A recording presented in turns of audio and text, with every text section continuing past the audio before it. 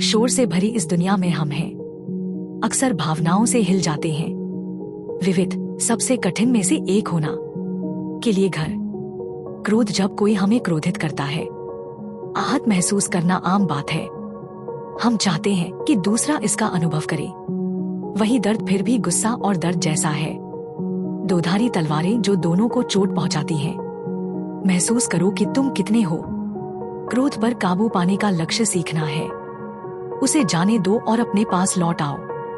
दिल से इसका मतलब भागना नहीं है, हकीकत या ओबीडिकार न्याय, बल्कि मुकाबला करने के अधिक सकारात्मक तरीके खोजें। इनके साथ स्वयं की ओर मुड़ने पर भावनाएं होती हैं। आप अपनी भावनाओं को बेहतर ढंग से समझ सकते हैं और प्रबंधन के अलावा व्यवहार संघर्ष अधिक उन लोगों को चोट पहुंचाने की संतुलित इच्छा। यह सोचकर दुख हुआ कि इससे आराम हो जाएगा। हमारा दर्द एक सामान्य आवेग है, लेकिन दोनों का दर्द तभी बेअसर तीव्र होता है, चक्र को कायम रखता है। कष्ट सहने में ही सच्चा समाधान है। अपने स्वयं के दर्द की देखभाल करने में करुणा और यह समझना कि कोई भी योग्य नहीं है होना। जब हमें क्रोध आता है तो दंडित किया जाता है। हमारे आंतरिक भाग में लौटें और अपना ख्याल रखें। इस एहसास का ठीक वैसे ही जैसे माँ स्वागत करती है आपका बच्चा अंदर। पीड़ा यह महत्वपूर्ण है कि उस पर कार्रवाई न की जाए। क्रोध की गर्मी, क्योंकि यह आम तौर पर खराब कर देता है।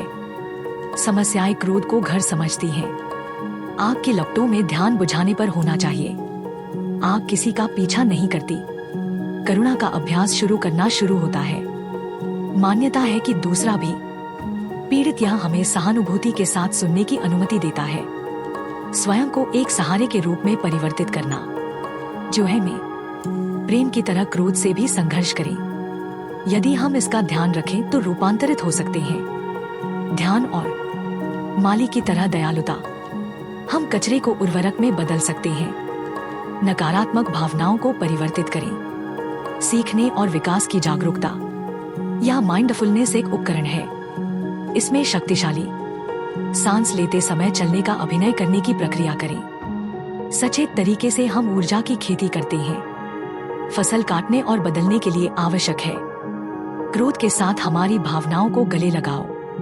एक माँ की तरह सचेतनता उसे गले लगाती है। बेटा राहत लाता है और समझ। जब हम मूल को समझते हैं, क्रोध से हम और भी रास्ते खोजते हैं। उसकी इस देखभाल से निपटना स्वस्थ है। न केवल हमारे अपने झगड़ों को सुलझाता है आंतरिक, बल्कि रिश्तों में भी हमारी मदद करता है। अधिक दयालु और सामंजस्यपूर्ण और अंततः का अभ्यास। होशपूर्वक सांस ले, साथ चलें। ध्यान और सचेतनता का विकास कर सकते हैं। क्रोध से छुटकारा पाएं और स्पष्टता लाएं। हमारा जीवन भावनात्मक रूप से क्रोध को बदल दें। करुणा एक दैनिक अभ्यास है। भावना को मजबूत करता है और शांति को बढ़ावा देता है। अंदर अगर आप सीखना चाहते हैं कि कैसे निपटना है क्रोध के साथ और इन क्षणों को बदलो विकास के अवसरों के लिए कठिन चैनल को सब्सक्राइब करें और घंटी बजाएं ताकि कोई छूट न जाए।